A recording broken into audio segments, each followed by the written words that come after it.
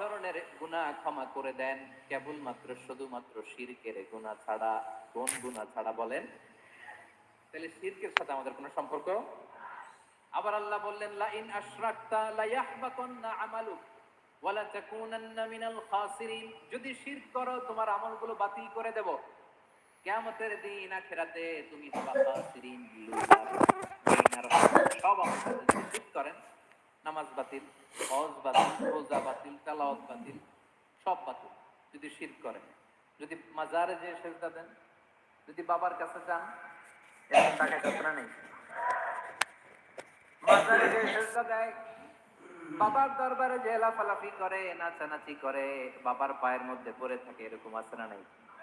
তোমার নামাজ বাতিল, রোজা বাতিল, সব ইবাদত বাতিল করবে কে? বাঁচাতে পারে একজন, তিনি কে?